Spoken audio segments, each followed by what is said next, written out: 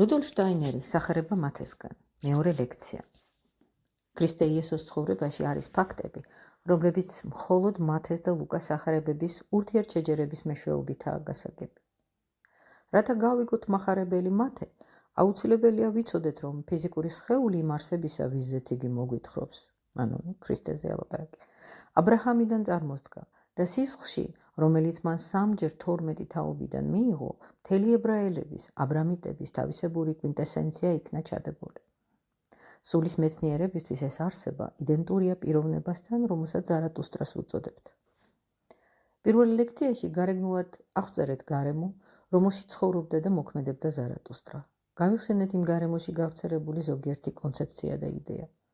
ქვეყანაში, სადაც ოდესღაც ზარათუსტრა ცხოვრობდა, გაბატონებული იყო ღრმა აზრობრივი სოფლმხედველობა. საკმარისია განვიხილოთ ზოგიერთი პრინციპი, რითიც ზარათუსტრა ხელმძღვანელობდა, რათა დავწმუნდეთ, რომ ეს პრინციპები ატლანტიდის შემდგომი პირველი პერიოდის ღრმა სიბრძნიდანაა ამოწმდენილი. ოფიციალური ისტორიიდანაც ცნობილია, რომ ზარათუსტრას მოძღვრება ეფუძნებოდა ორ საწყისს: ორმუზდის, სიკეთის და სინათლის არსების და არიმანის, ბოროტების და წყუდიადის არსების საწყისებს. ამ რელიგიური მოძღვრების ეგზოტერული შესწავლაც ცხადყოფს, რომ ეს ორი არსება ერთი ძირიდან, ზერუან აკარენედან იღებს სათავეს. ზერუან აკარენე. რა არის ეს ერთიანი საწყისი? ყოვლის არსებულის თავი და თავი. ამ ორი შეპირისპირებული არსების წარმოშობი. რით სახელი ზერუან აკარენე ითარგმნება შემდეგნაირად: შეუქმნელი, უსაზღვრო დრო. ამრიგად ზარათუსტრას მოძღვრებას საბოლოოდ მივყავართ იმ დასაბამიერ წერტილამდე, იმ დრომდე, რომელიც მშვიდი და უდრტვინველი დინებით მსჭვალავდა ევოლუციას. თვით სიტყვის არსი მიუთითებს, რომ ამ დროის პირველ სათავის ძიება ზედმეტია. ძალზე მნიშვნელოვანია ვიცოდეთ, რომ შეიძლება ილაპარაკო მსოფლიო კანონებთან მიმართებაში არსებულ საგნებზე და ამასთანავე უფლება არ გქონდეს ჩაეძიოს საწყისთა პირველ საწყისს. აბსტრაქტული აზრი ადამიანს გასაქანს არ აძლევს, არ ათმობინებს პირველ მიზეზთა ძიების ჩვევას. ეს კი სწორედ ის ჩვეულებაა საბოლოოდ მანკიერ თავდაუღწეველ წრეში, რომ გვამწყდებს. საკითხი გონევრულ განსჯას მოითხოვს.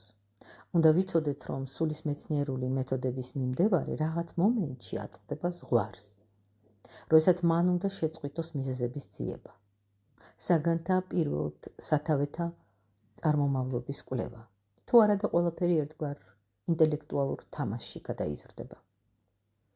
ადრეც მithქვამს, რომ შეიძლება გზაზე შევნიშნოთ ნაკვალევი, შემდეგ დავადგინოთ, რომ კვალი დატოვა ეტლმა. შემდეგ შეიძლება ვიკითხოთ, სად და როგორ აქვს ეტლს მიმაგრებული თვლები, ან ეტლმა კვალი რატომ დატოვა. იმიტომ, რომ ამ გზაზე გაიარა, მაგრამ რატომ გაიარა გზაზე?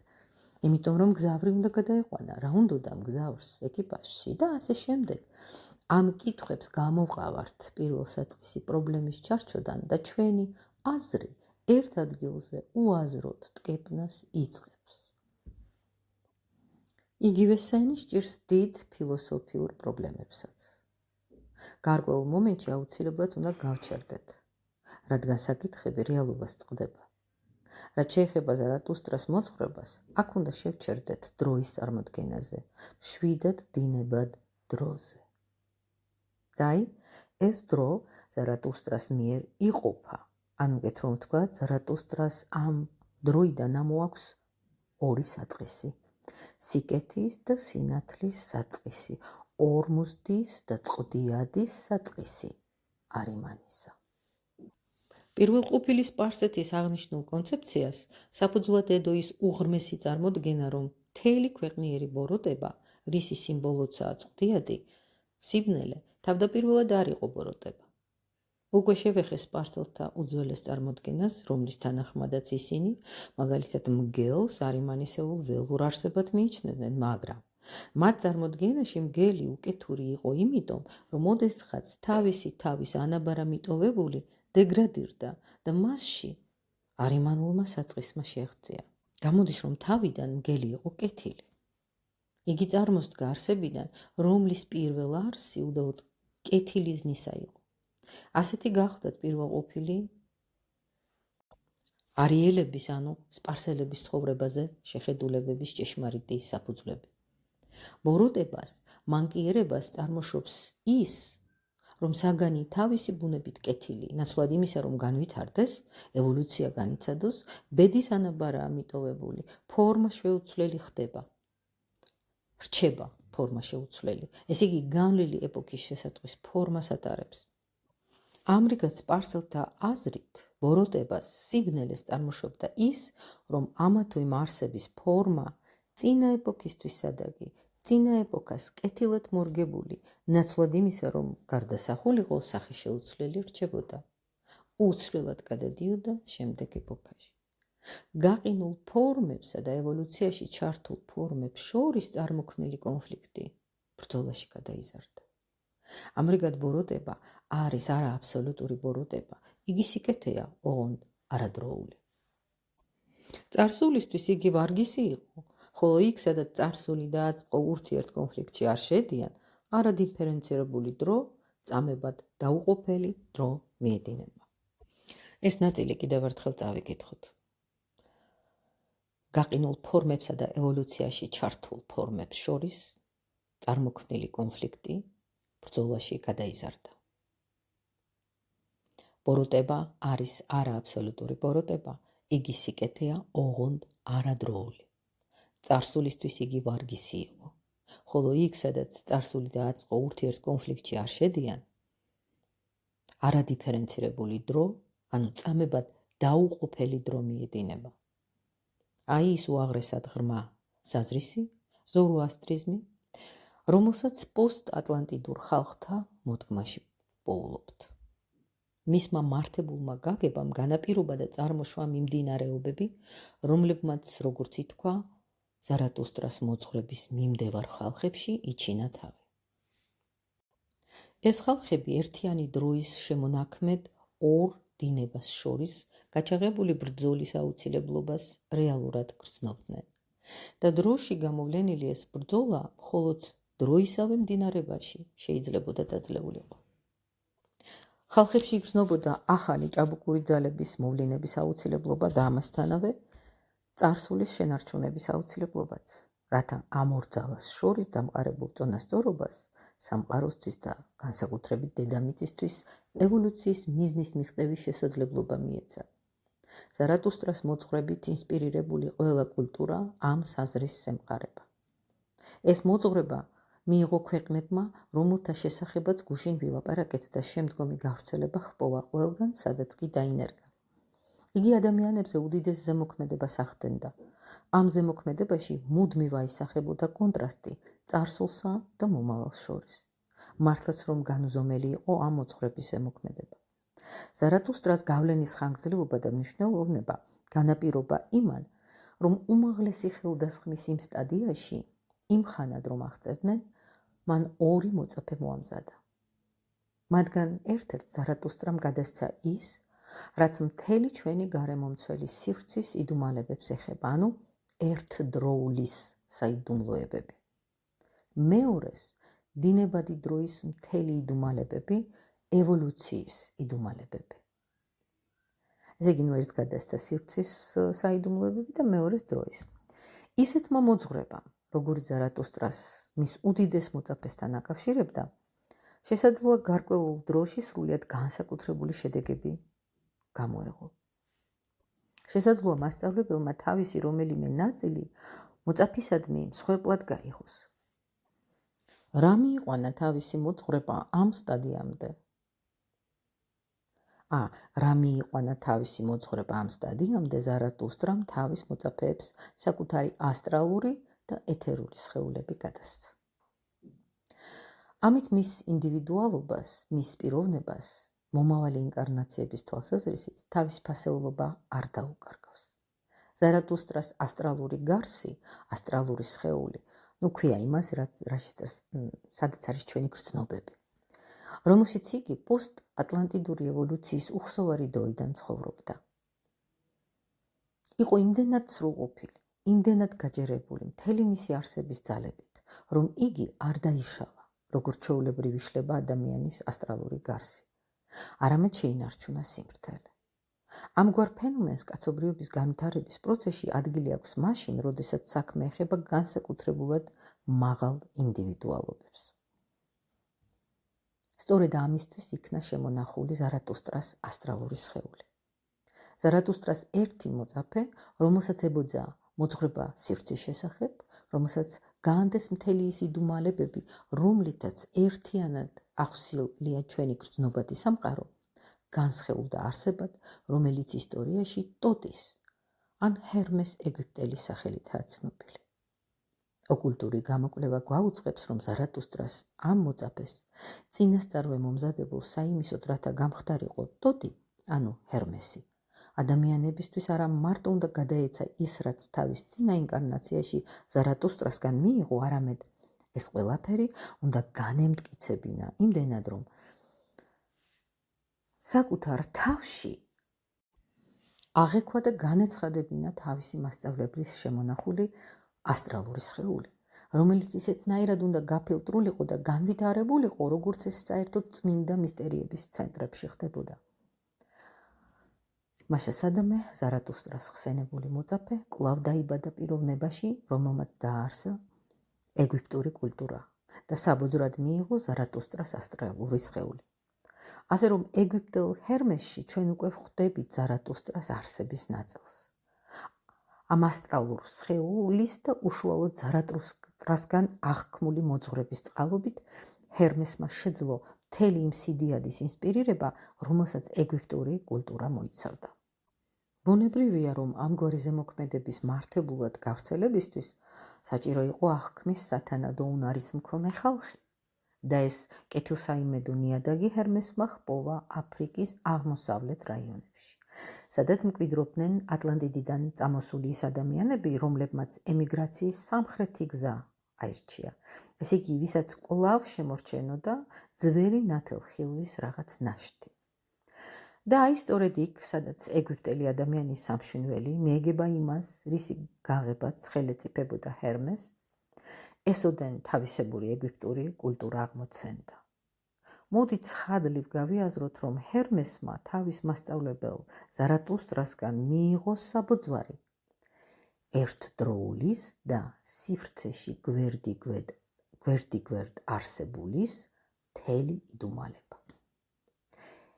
ერთდროულის და სივრცეში გვერდიგვერდ არსებულის მთელი იდუმალება. მაშასადამე ჰერმესის სიბრძნე მოიცავდა ყველაზე არსებით იმისგან, რაც ზარათუსტრასთვის იყო ცნობილი. მთავარი ზარათუსტრას მოძღვრებაში მზის პლანეტისადმი, გარე სინათლისადმი ადამიანის ყურადღების მიმართვა იყო. ზარათუსტრას ადამიანებისთვის იმის თქმა სურდა, რომ სინათლის ფიზიკური სხეული სხვა არაფერია თუ არა გარეგანი გარსი მაღალი სულიერი არსისა, იმ არსებისა, ბუნებაში ყოველივე სივრცობრივს, ყოველივე ერთდროულად მყოფადის საფუძველთა საფუძველში რომ დევს.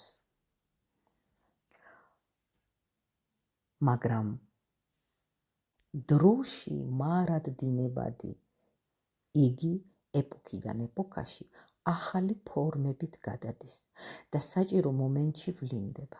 აი ამას ასწავლიდა ზარათუსტრა ჰერმესს. ჰერმესისთვის კარგად იყო ცნობილი ძალები, რომელთაც მზე ასხივებს და რომლებიც მზისგან არეკლილ ნათელს შორით განტყურცნიან. მან შეძლო ეს თავისი ცოდნა გადაეცა ძველი ატლანტიდელების შთამომავალთათვის.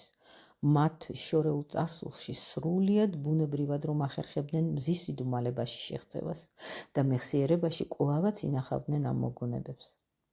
რამე თუ ევოლუცია გრძელდებოდა და მის კვალდაკვალ ვითარდებოდა არა მარტო თავად ჰერმესი, არამედ მათი სამშვენველებიც, ვისთვისაც ეს მოძღვრება წინასწარ იყო განსაზღვრული. სხვა ვითარებაში აღმოჩნდა ზარათუსტრას მეორე მოწაფე, რომელიც დროის დინების იდუმალებებს იყო ზიარებული. და ამდენად მან შეიმეცნა თუ როგორ მოქმედებს, ან როგორ აისახება ევოლუციის პოლარობაში ძველსა და ახალს შორის კონტრასტი. ზარათუსტრამ საკუთარი არსების ნაწილი ამ მოწაფისთვისაც გაიღო და მანაც თავის მხრივ ამ ახალ ინკარნაციაში შეძლო გამოეყენებინა თავისი მასწავლებლის საბუძვარი. მაშასადამე ზარათუსტრას ინდივიდუალობის მთლიანობა მისგან გამოყოფილი გარსების მიუხედავად არ დარღვეულა. ეს გარსები არ გაფანტულან, ლაპარაკია ეთერულ და ასტრალურ სხეულებზე, ხო? ეს გარსები არ გაფანტულან, არამედ ხელშეუხებლად იქნენ შემონახული. ამ მეორე მოწაფემ, რომელსაც სივრცის შემეცნების საპირწონე დროის შემეცნება მიეცა, საჭირო მომენტში შეინივთა ზარათუსტრას ეთერული სხეული. რაც ჰერმესისთვის ბოძებული ასტრალური სხეულის მსგავსად, ზარათუსტრამ ასევე მსხვერპლად გაიღო. ეს მოწაფე გახლავთ მოსე, რომელმაც ცხოვრების დასაწყისშივე ადრეული ბავშვობის ჟამს სისხლხორცეულად აღიქვა ზარათუსტრას ეთერული სხეული. ყოველივე, რაც კი შეიძლება ნათელმხილველურმა შემეცნებამ გვამცნოს ამის შესახებ, გაიდუმალებულია რელიგიურ ტრადიციებში, რომლებიც რეალურ ოკულტურ ბაზას ეფუძნება. თუ კი მოსე ნამდვილად იყო ზარათუსტრას რეინკარნირებული მოწაფე, თუ კი მან ნამდვილად აღიქვა თავისი მასწავლებლის ეთერული სხეული, მას ვიდრე გარესამყაროს შთაბეჭდილებები შეეხებოდა, აუცილებლად უნდა შემთხვეოდა რაღაც განსაკუთრებული. ზარათუსტრას ესოდენ საუცხოო მემკვიდრეობა მოსეს არსებას უნდა მიეღო მანამ, სანამ მასში გარე შთაბეჭდილებები შეაღწევდა. და აი, ლეგენდა მოგვითხრობს, რომ ჩვილი მოსე დაბადებისთანავე კალათში მოათავსეს, კალათი მდინარეში ჩაუშვეს და დინებას გააყოლეს. ეს ყველაფერი უცნაურად გვაგონებს ხელდასხმას, რადგან რეალურად ხელდასხმის დროს ადამიანი გარკვეული დროით წყდება გარესამყაროს იმ მიზნით, რაც აღექვას ის, რაც მისთვისაა წინასწარ განსაზღვრული. ზარათუსტრას ეთერული სხეული მოსეში სწორედ ამ დროს განსხეულდა, როდესაც იგი გარესამყაროსგან მთლიანად იყო იზოლირებული.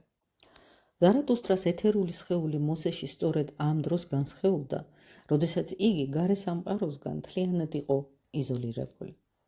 სწორედ მაშინ ზეგარმოვლინდა მასზე მართლაც რომ განსაცვიფრებელი შემეცნება იმისა, რაც დროის მიღმა იფარება. შემეცნება, რომელიც მას ზარათუსტრამ გადასცა და რომლის მეშვეობითაც მან შეძლო თავისი ხალხისთვის ხელმისაწვდომ ხატსახეებში განეცხადებინა თანმიმდევრული საიდუმლო, სივრცე საგანთა ერთდროულობა, დრო თანმიმდევრულობა, მიმდევრობა. ასე რომ ბიბლიის ხატსახეები წარმოადგენს სივრცობრივ გაშლილ იდეას ხატსახეებს, რომლებიც მოსეს შთაეგონა დროის შემეცნების წყალობით. იმ შემეცნებისა ზარათუსტრასგან რომ მიიღო და მასში ზარათუსტრას მისი მასწავლებლის ეთერული სხეულის აღქმის წყალობით განმტკიცდა. მოვლენა გადამწყვეტი მთელი კაცობრიობისთვის მოითხოვს არა მარტო იმას, რომ ერთ-ერთმა ხელდასხმულმა დედამიწაზე მოიტანოს ახალი კულტურის ჩანასახი, არამედ იმასაც, რომ ეს ჩანასახი ჩაიდოს ხალხში, რომელსაც ძალუც მისი აღქმა განვითარება.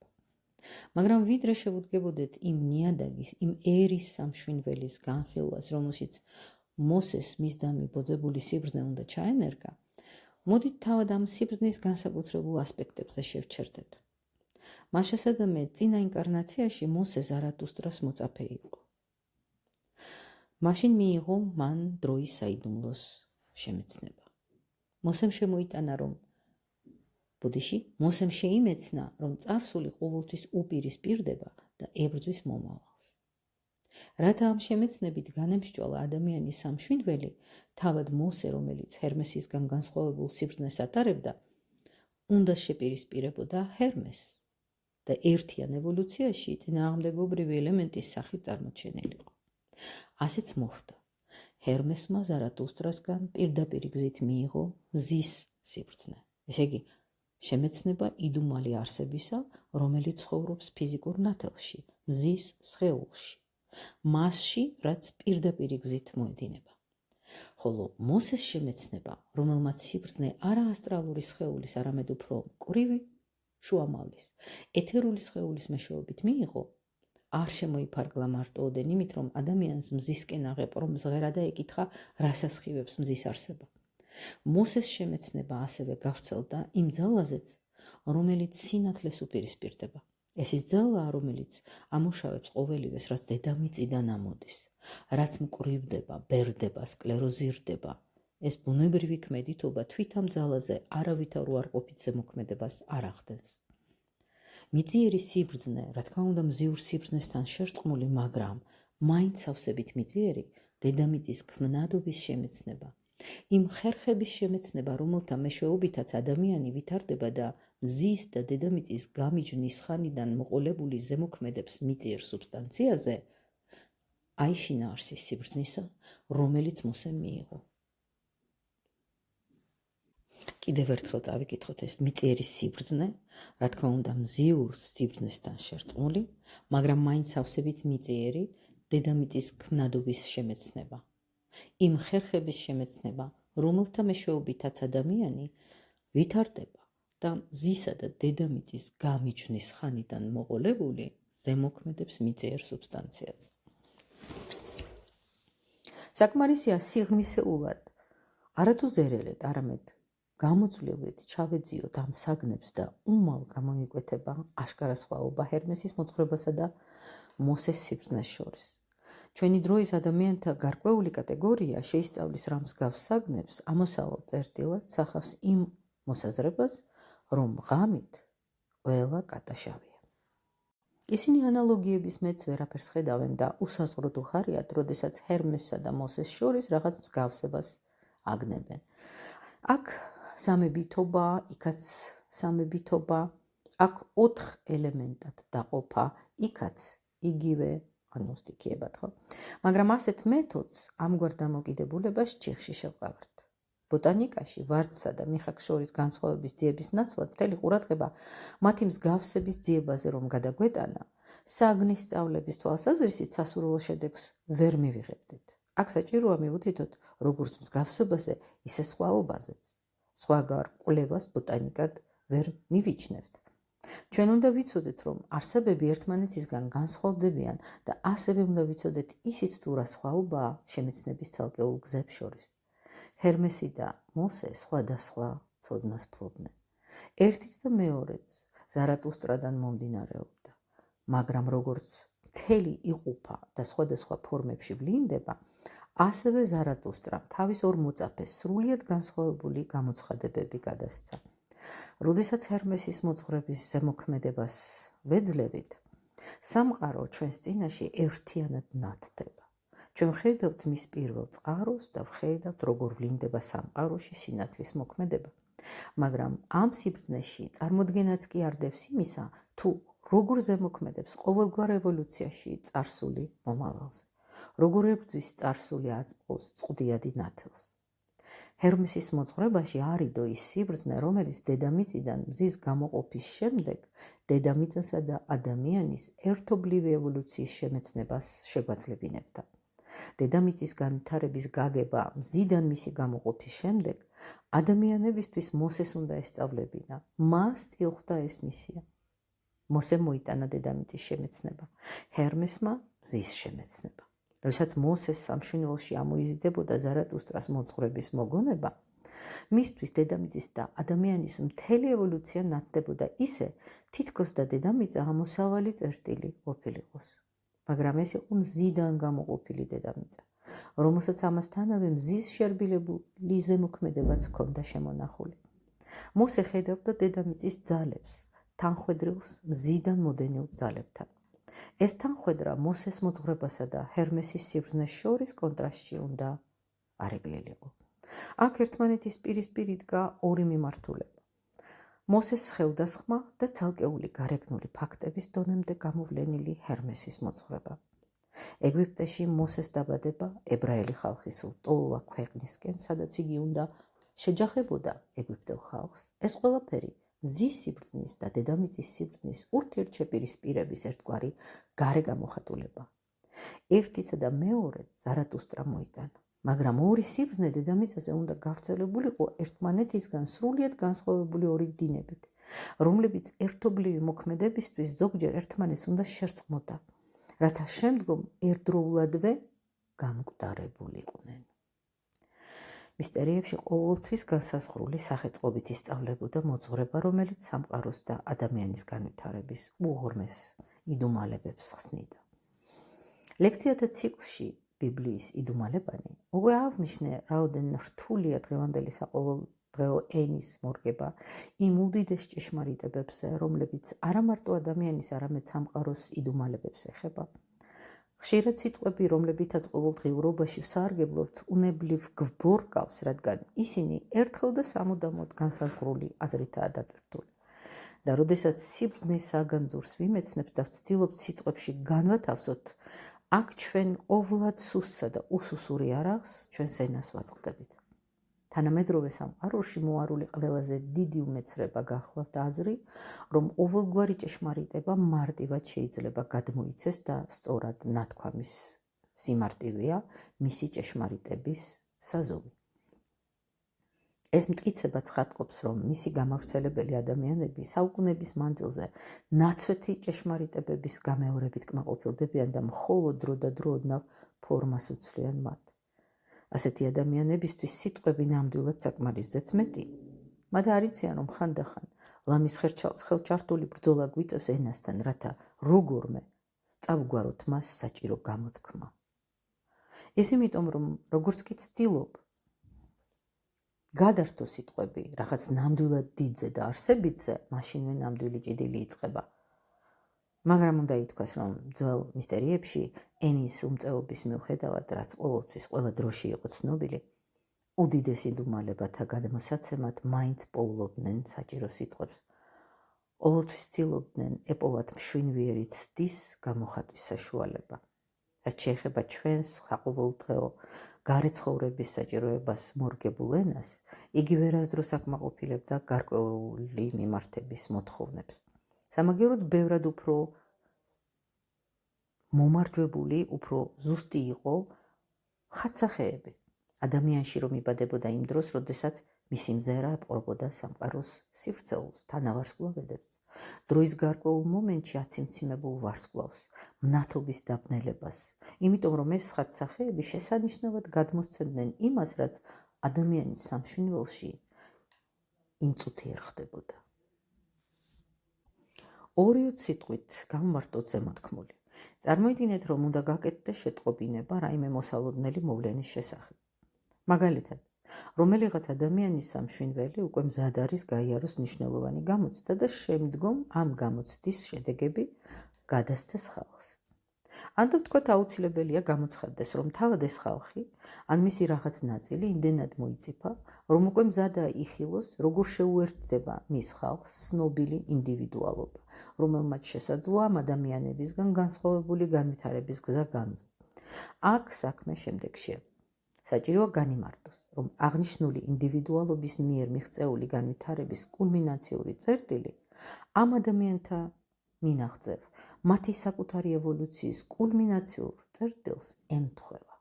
მაგრამ სიტყვები უძლურია გადმოსცეს მოვლენის მთელი სიდიადე და მნიშვნელობა. და აი, ასეთ შემთხვევაში იძებნებოდა გადმოცემის სხვაგვარი ხერხი. ამბობდნენ, რომ არის სულიერი არსება, რომლის სრული არსობრივი შერწყმა ხალხის სამშვენიველთან მისი აპოთეოზის დროს შეიძლება შეედაროს მზის გასვლას ლომის თანავარსკვლავედში, უბრალოდ მზის გავლას. ლომის ხატსახე იქცა სიმბოლოდ ყოველივე იმისა, რამაც კაცობრიობის ევოლუციაში უდიდეს ძლიერებას მიაღწია. ამრიგად, კოსმოსური ფაქტი გამომხატველ საშუალებად იქცა და აქედან წარმოსდგა ციურ მნათობთა მოძრაობიდან ნასესხები ცნობილი ტერმინოლოგია, რომელსაც ისტორიის მანძილზე კაცობრიობის ცხოვრებაში სულიერი მოვლენების გამოსახატავად იყენებდნენ. შესაძლოა ზოგიერთმა ვაიჭკვიანმა ყველაფრის თავდაყირად დაყენებას რომ ლამობს, ისიც კი ვარაუდოს, რომ წარსულში მნიშვნელოვან ისტორიულ მოვლენებს დაფარვის მიზნით ასტრონომიული მოვლენებით მითიურად ნიღბავდნენ. სინამდვილეში კი ეს ის შემთხვევაა, როდესაც თანავარსკვლავედთა ხატსახეებში კაცობრიობის რეალური ხთომილებები იკითხებოდა. გარდა ამისა, იდუმალი კავშირი მთელ კოსმიურ ყოფიერებასა და კაცობრიობის მოვლენებს შორის გაცილებით უფრო ღრმაა, რამე თუ მიწიერი მოვლენები ხთომილებათა რეალური ანასახია. აქედან გამომდინარე, ჰერმესის მზიური სიბრძნის შეხვედრა მოსეს მიწიერ სიბრძნესთან, ძველ ეგვიპტეში რომ განხორციელდა გარკვეული მოსაზრებით, განსაზღვრულ კოსმიურ მოვლენათა ანარეკლი ხატსახე გახდათ. ესე იგი, ჰერმესის მზიური სიბრძნის შეხვედრა მოსეს მიწიორ სიბრძნესთან, განსაზღვრულ კოსმიურ მოვლენათა ანარეკლი ხატსახე გახდათ. წარმოიდგინეთ, რომ ორგვარი სხივი, ერთი მხრივ მზიდან მოდენილი, მეორე მხრივ დედამიწიდან უკუპენილი, სივრცეში ერთმანეთს ხვდება. უაღრესად მნიშვნელოვანია, სახელმწიფო რომელ წერტილში ხორციელდება ეს შეხვედრა, რადგანაც იმის და მიხედვით, თუ რამდენად შორსაა ეს წერტილი ერთ თუ მეორე მნათობისგან, მათი შეხვედრის შედეგები განსხვავებული იქნება. ჰერმესის სიბრძნის მოსეს სიბრძნესთან შეხვედრას ეგვიპტურ მისტერიებში ადრიდნენ მოვლენას, რომელიც ჩვენი ანთროპოსოფიული კოსმოლოგიის თანახმად ნამდვილად შედგა კოსმოსში. ესე იგი, ჰერმესის სიბრძნის და მოსეს სიბრძნის შეხვედრა ერთმანეთთან. ჩვენ მართლა ვიცით, რომ უშორეს წარსულში დედამიწას გამოეყო მზე.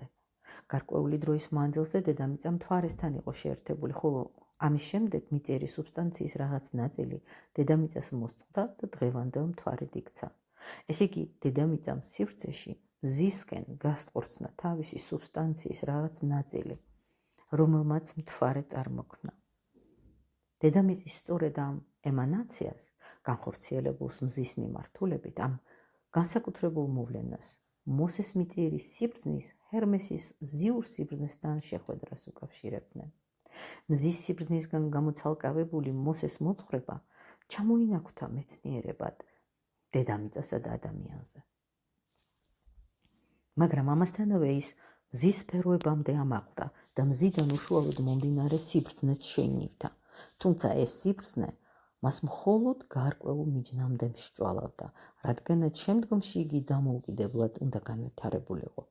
ამიტომ მოსე ეგვიპტეში დარჩა მხოლოდ მანამდე, სანამ ბოლომდე ამოწურა ის, რაც მას ესაჭიროებოდა. ამ მომენტს დაემთხვა ებრაელთა ეგვიპტიდან გამოსვლა. იმიერიდან მზიურ სიბრძნეს, მიწიერის სიბრძნით აღქმულს და შესესხორთებულს შემდგომი თავისუფალი განვითარების შესაძლებლობა მიეცა.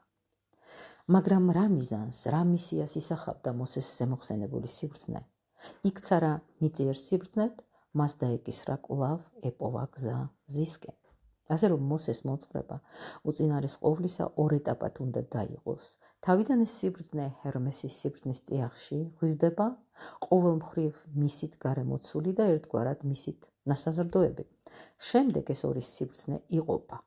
მოსეს სიბრძნე განაგრძობს დამოუკიდებელ განვითარებას და თავისუფლად აღვივებს პირველი პერიოდის ნაკობს.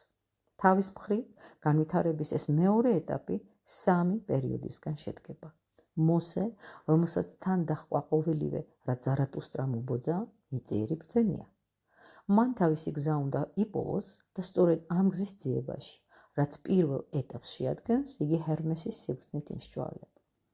შემდეგ განვითარება გრძელდება და რათა უკეთ გავიგოთ ის, რაც მოსემ განვლო, კიდევ ერთხელ უნდა მოვიშველიოთ შედარება კოსმოსის ცხოვრებასთან. დედამიწაზე მომხდარი და შემდეგ სივრცეში უკუპენილი რაიმე მოვლენა, ვიდრე მზეს მიაღწევდეს, ჯერ მერკიორიზე ხვდება.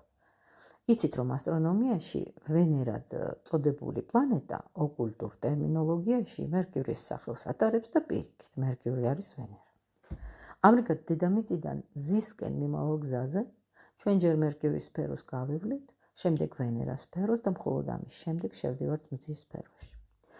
მოსეს რათა კვლავ ეპოვა გზა მზისკენ, ზარათუსტრასგან მიღებული საბუძვარი თავისი შინაგანი ცხოვრების თანმიმდევრული ეტაპების გავლით უნდა განევითარებინა. ამდენად, მისი განვითარება გარკვეულ წერტილამდე უნდა გაგრძელებულიყო. სიბრძნე, რომლითაც მან ებრაელი ხალხის თვისებებიდან გამომდინარე განამდიდრა მთელი აღმოსავლური კულტურა, შემდგომ ევოლუციას საჭიროებდა. მოსემ უშუალოდ აღიქვარა ჰერმესის სიბრძნე, გადაამუშავა იგი, ერთგვარად უკუაფინა, ისე თითქოს და მზის სხივებს უკუაფენდა. მოხდა ისე, რომ ჰერმეს დოდმა, შემდგომში მერკიორად წოდებულმა, თავის ხალხს მათი თვისებების თანახმიერი ფორმით, ხელოვნება და მეცნიერება, გარესამყაროს შემეცნება, ხელდასხმის ხელოვნებისგან თავისუფალი გარეგნული ხელოვნება მოუტანა. სრულიად სხვა მიმართებით საპირისპირო გზით უნდა მისულიყო მოსე ჰერმეს მერკიურის ამ ამოსავალ წერტილამდე. მას ასე ვთქვათ, პირუკულ უნდა განევითარებინა ჰერმესის სიბრძნე. ამაზე მოგვითხრობს ძველი ებრაელი ხალხის მთელი ისტორია, ვიდრე ფსალმუნის ავტორის ღვთით შთაგონებულ წინასწარმეტყველ დავითის გამეფებამდე. ღვთისრჩეული და შუბოსანი დავითი ასევე ლუტნის მატარებელიც იყო. არფა კიდე სხვა არის, ლუტნია კიდე სხვა არის. იგი იყო ებრაელი, დასაკრავი, სიმებიანი საკრავია, ხო? იგი იყო ებრაელი ხალხის ჰერმესი მერკიური.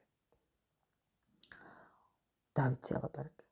რა მიაღწია თავისი განვითარების აღნიშნულ წერტილს, იუდეველმა ხალხმა შეძლო შეექმნა დამოუკიდებელი ჰერმესისეული, მერკიურისეული კულტურა. ასე რომ ჰერმესისგან აღქმულმა სიბრძნემ მეფე დავითის ეპოქაში მერკიურის სფეროს მიაღწია. განაგრძობდა რამზის სხივების უკუპენას. მოსეს სიბრძნეს შემდეგში, ასე ვთქვათ, ვენერამდე უნდა ასულიყო. ამ სფეროს იუდაიზმმა მიაღწია იმ ეპოქაში, როდესაც ყოველივე, რაც მას მოსეს სიბრძნიდან მიეცა, შეუერთდა სრულიად განსხვავებულ ელემენტს, საუკუნეების გამჭოლ, შემოსულს სრულიად სხვა მხრიდან. როგორც გარკვეულ მომენტში ყოველივე დედამიწის მიერ მზის მიმართულებით უკუპენელი ვენერას ხვდება, ასევე მოსეს სიბრძნე ბაბილონის ტყვეობის ჟამს აზიიდან წამოსულ დინებებს შეხვდა. ეს ის დრო იყო, როცა ბაბილონურ ქალდეული მისტერიების შესუსტებული სიბრძნე განვითარების გარკვეულ სიმაღლეზე მდგომი ებრაელი ხალხის სიბრძნეს შეუერთდა. როგორც მიწიერ საგანთა მეცნიერებას ზიარებულმა მოგზაურმა ადამიანმა, რომელმაც მიწიდან წარმომდგარმა ჯერ მერკიურს, შემდგომ კი ვენერას სფეროს მიაღწია, რათა მზის ნათელი აღეკვა, ასევე მოსეს სიბრძნემ ქალდეაში აღიქვა იქ შემონახული გარკვეული მოძღვრებები, რომლებიც უშუალოდ ზარათუსტრას წმინდა კერებიდან მომდინარეობდა. ეს მოძღვრებები რამდენადმე შესუსტებული სახით გავრცელებული იყო ქალდეა ბაბილონის მისტერიებში, ტიგროსისა და ევფრატის მთელ მიმდებარე ტერიტორიაზე. მოსეს სიბრძნე ფაქტიურად შეხვდა იმას, რაც ოდესღაც მზისგან ზიდან მოედინებოდა. იმ დროს გათამაშდა სხვა მოვლენაც. მოსეს მოძღვრება, რომელიც მან ხალხს ვანდერძა, ბაბილონელების სიბრძნეში ჩაბეჭდილ სიბრძნეს შეუერთდა. ეს შეერთება განხორციელდა იმ წმინდა კერებში, რომლებიც ხელმისაწვდომი იყო ებრაელთათვის მათი ტყვეობის ჟამს. და ზუსტად მაშინ, როცა ებრაელი ბრძენები ტიგროსის და ევფრატის ნაპირზე არსებულ მისტერიებს შეეხნენ, ამ მისტერიებში ასწავლიდა გარდასახული ზარათუსტრა. მიახლოებით ბაბილონის ტყვეობის პერიოდში ზარათუსტრას კვლავ მიეცა შესაძლებლობა განეახლებინა მის მიერ ადრე მოტანილი მოძღვრება. იგი ნაწილობრივ გასცემდა თავის სიბრძნეს, რათა კვლავ ავსებულიყო. მასშტაბადამე რეინკარნაციის პროცესში ჩართული ზარათუსტრა სწორედ თავის ერთ-ერთ ცხოვრებაში, მაშინ იგი ზარატოსის, ანუ ნაზარატოსის სახელით იყო ცნობილი, გახდა მასწავლებელი იმ ტყვედ-ქმნილ იუდეველთა, რომლებიც ქვეყნის წმინდა კერებს ეშურებოდნენ. ასე რომ მთელი ამ ეტაპების პროცესში მოსეს სიბრძნე შეეხო ყოველივე იმას, სადაც იქცა თავად ზარათუსტრა. მას შემდეგ, რაც მიატოვა მისტერიის ძველი ცენტრები და მცირე აზიის კერებში გადაინაცვლა. სხვათა შორის იგი აქ მოძღვრავდა ერთ ხელდასხმულ ქალდეველს და ასევე რამდენიმე იუდეველს, რომლებმაც მისგან, ანუ რეინკარნირებული ზარათუსტრასგან მიიღეს სიბრძნე, რომელიც მან ოდესღაც მოსეს მათ შორეულ წინაპარს გადასცა. ასეთი ბედი იწია მოსეს სიბრძნეს. ფაქტიურად ზარათუსტრადან დაბადებული, იგი გადატანილი იქნა სხვა ქვეყანაში, ერთგვარი მზის არსების დარად, რომელიც თვალახვეული წაავლინეს დედამიწაზე, რათა დამოუკიდებლად ეპოვნა ის, რაც დაკარგა, ანუ უკან დასაბრუნებელი გზა. ეგვიპტეში ყოფნის დროს მოსეში სრულიად გაბრწყინდა ის, რაც მან ოდესღაც თავისი მასწავლებლისგან ზარათუსტრასგან მიიღო. მას შევადრიდი დედამიწაზე ანაზდად ჩენილ არსებას, რომელიც უსახელო კუნძულივით მარტოსული, მიუსაფარი, მიელტვა ნათლის კვალს, ისე, რომ არ უწყოდა საიდან მოგრთის იგი. მან მიაშურა იმას, რაც მისთვის ოდესღაც იყო მზე. მოსე ეგვიპტეში წავიდა, რათა აღექვა ჰერმესის სიბრძნე, რომელმაც მას ზარატუსტრას პირდაპირ სხივები გადასცა. მაშინ, როდესაც თავად მოსე მხოლოდ და მხოლოდ მისგანარეკლილ სხივებს განასახიერებდა. შემდეგ, როდესაც ამ სიბრძნით სათანადოდ განიმსჭვალა, მოსე საკუთარი ძალებით სწორხაზოვანი განვითარების გზას დაადგა. დააარსა რა მეფე დავითის ხანაში საკუთარი ჰერმესის სკოლა, საკუთარი დამოუკიდებელი მეცნიერება და ხელოვნება. მან განაგრძო სვლა მზისკენ, რომლის ნაწილსაც უვალიერებული ფორმით თავად შეადგენდა. ძველი ბაბილონის ოგულდურ სკოლებში ზარატუსტრა იმ დროს იგი პითაგორას მასწავლებელი იყო, თავის ახალ ინკარნაციაში წარმოჩნდა მოძღვრებით, რომელიც შეესაბამებოდა მისი ფიზიკური სხეულის მაშინდელ შესაძლებლობებს. ეს იყო მისი იარაღი, რომელსაც იგი ასე თუ ისე უნდა დასჯერებოდა.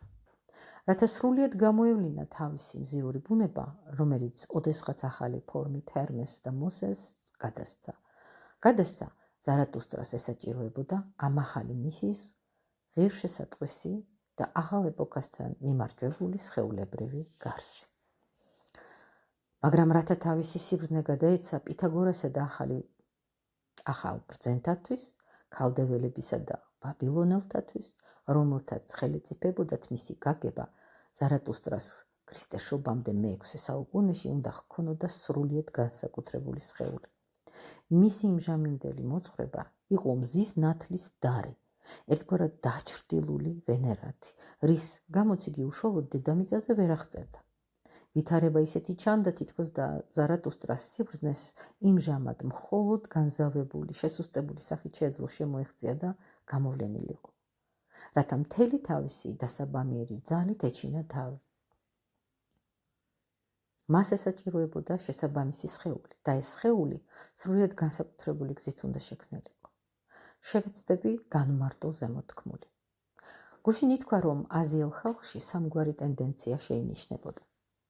სამხრეთულ ინდური, ჩრდილოაზიური, ტურანული და ირანული. ისიც აღინიშნა, რომ ეს სამი მიმართულება განაპირობა იმ ფაქტმა, რომ ატლანტიდიდან გამოსული ხალხის ერთი ნაკადი, რომელიც ჩრდილოეთისკენ მიემართებოდა, აზიამდე მივიდა და იქ განიტოტა. მეორე ნაკადმა გადასერა აფრიკა. მისმა განშტოებებმა ტურანს მიაღწია და იქ, სადაც ატლანტიდიდან გამოსული ხალხის ჩრდილოური ნაკადი აზიიდან რომ მოემართება, შეუერთდა ნაკადს, რომელმაც აფრიკა გადაიარა. მოხდა უჩვეულო აღრევა. შედეგად შეიქმნა რასა, რომლიდანაც შემდგომში ებრაელი ხალხი გამოვიდა. ამ რასის ბედი სრულიად განსაკუთრებული იყო. ხალხში, რომელიც მომავალში ებრაელ ერად უნდა ჩამოყალიბებულიყო, ასტრალური და ეთერული ნათელხილვა ერთდროულად ვლინდებოდა. ამგვარი ნათელხილვა ზოგიერთმა ხალხმა შეინარჩუნა დეგრადირებული და ბნელი ფორმით. ეს იყო ნათელხილვის უკანასკნელი ფაზა, მაგრამ იგი სრულიად განსაკუთრებული შინაგანი მოქმედებებით გამოირჩეოდა. აღნიშნული ნათელხილვა ებრაელებში შემონახული იქნა არა როგორც ძველი ნათელხილვის გარეგნული ქვენა ნაშთი, არამედ იგი მათში გამოვლინდა როგორც მათი სხეულის შიგნით მოქმედი მაორგანიზებელი ძალა. ამ ძალამ გარე გამოვლენისას დეგრადირებულ ნათელხილვად რომ იქცეოდა, რადგანაც ერთ დონეზე გაყინული აღარ ვითარდებოდა და ამის გამო არიმანული ძალებით იყო გამსჭვალული. სავსებით კანონზომიერად იწყო განვითარება მაშინ, როცა ადამიანის ორგანიზმში მოქმედ აქტიურ ძალად იქცა. მაშასადამე ეს ძალა ებრაელებში ვლინდებოდა არა როგორც გადაგვარებული ნათელხილვა, არამედ ორგანიზმში ჩანერგილი, განაგრძობდა და შეგნებულად სრულყოფას. რაც ტურანელებში გადაგვარებას მიეცა, ებრაელებში ქმედი ძალად, ევოლუციის ფაქტორად იქცა. ამრიგად ებრაელების ფიზიკურ თვისებებში თაობიდან თაობას სისხლის მეშვეობით რომ გადაეცემოდა, მოქმედებდა ძალა, რომელიც გარე გამოვლენის ვადის დასრულებისთანავე სხვა პლანზე გადაერთო და იქ დაიმკვიდრა თავისი ჭეშმარიტი ადგილი. მაშასადამე ყოველივე ის, რაც ატლანტებს სივრცის და სულის სფეროთა ჭვრეტის შესაძლებლობას აძლევდა და რამაც შემდგომში ტურანელებში დეგრადირება განიცადა, ეს ყოველივე მცირე რიცხოვანი ებრაელი ხალხის შინაგანი ცხოვრების ქმედით ფაქტორად იქცა. ის, რაც ატლანტიდის ეპოქაში სულიერი და ღვთაებრივი ბუნების იყო, სასიცოცხლო ძალად, ორგანოების მაყალიბებელ, სხეულის გარდამქმნელ ძალად და ებრაელი ხალხის სისხლში ღვთაებრივი შინაგანი შეგნების გამომღვიძებელ ძალად გადაიქცა. ყველაფერი, რასაც ატლანტი თავისი ნათელმხილველური მზერით ჭრეთდა, ებრაელ ხალხში განახლდა და ორგანულ ცნობიერებად იაჰვეს ცნობიერებად, შინაგანი ცხოვრების ღვთაებრივ ცნობიერებად გარდისახა. ამ ხალხმა სისხლიდან კვლავ მოიპოვა მთელ სივრცეულში განღვრილი სივრცის ამავსებელი ღმერთი. საკუთარი თვით შეგრძნებითაც იგი იყო ღმერთით გამსჭვალულ გაჯერებული. მან იცოდა, რომ ეს ღმერთი ცხოვრობს მასში და პულსაციის ჩათვლით მთელ მის ადამიანურ არსში ვლინდება. ტურანელების ებრაელებთან შედარებისას იკვეთება, რომ ძალამ, რომელიც ტურანელებში დეგრადირდა და გადაგვარდა, ნაყოფიერ წიაღში ებრაელი ხალხის სისხლში განაგრძო განვითარება. რასაც ატლანტები გარეთ ჭრეთდნენ, ამან ყველაფერმა განახლება იწყო შინაგანი შეგნების ფორმით და ერთ სახელში იაჰვეში კონცენტრირდა. თითქოს და მთელი ეს ძალა თავმოყრილი იყო ერთ წერტილში, ღვთაებრივი ცნობიერების ერთ წერტილში. ღმერთი, რომელიც ყოველივე გარეთ არსებულში ეცხადებოდა ნათელმხილველ ატლანტებს, ჩაისახა სისხლში აბრაჰამის, ისაკის, იაკობის შთამომავლებს თაობიდან თაობაში რომ გადაეცემოდა. იგი ცხოვრობდა უხილავად, მაგრამ მას შეიგრძნობდნენ იმ თაობათა სისხლში, რომელთა ბედებსაც იგი წარმართავდა. მაშასადამე ის, რაც იყო გარეგნული, შინაგანად იქცა. მას ვეღარ ხედავდნენ. იგი განცდად გარდისახა და იმიერიდან მას აღარ ერქვა სხვადასხვა სახელი, არამედ მხოლოდ ერთი, მე ვარ, რომელიც მე ვარ. მე ვარ ის, რაც ვარა, ესეც შეიძლება რომ ვთქვათ. ესე უწერია ლიაყიაფიანს, მე ვარ, რომელიც მე ვარ. რუსულად я есть, кто я есть. არ ვიცი გერმანულად როგორ არის. ატლანტი ღმერთს ხედავდა თავის ირგვლივ ყველაფერში, რაც თავად თვითონ ღმერთი არ იყო. ებრაელი კი ღმერთს მისივე არსით, თავის უღრმეს, უშინაგანეს არსებაში, თავის მეში აღიქვამდა. ღმერთის ამგვარი აღქმა თაობათა ძარღვებში მჩქეფარეს სისხლამდე აღწევდა. მას შემდეგ დიადი კოსმოსური ღმერთი ებრაელთა ღმერთად, აბრაჰამის და ისაკის ღმერთად იქცა. ასე წარმოიშვა ეს ხალხი, რომლის განსაკუთრებული მისიის შესწავლას ხვალ შევუდგებით. დღეს კი მხოლოდ ესკიზურად წარმოვაჩინეთ მათი სისხლის განსაკუთრებული ორგანიზაცია, რომელშიც სრულიად კონცენტრირდა ის, რაც ადამიანზე ატლანტიდის დროს ზემოქმედებდა. ხვალ ვნახავთ თუ რა უღრმესი საიდუმლოებები განხორციელდა ამის მეშვეობით და გავეცნობით იმ ხალხის ბუნებას, ვის წიაღშიც ზარათუსტრას უნდა ეპოვნა სხეული, რომელიც შეძლებდა გამხდარიყო არსება იესო ნაზარევლად წოდებული.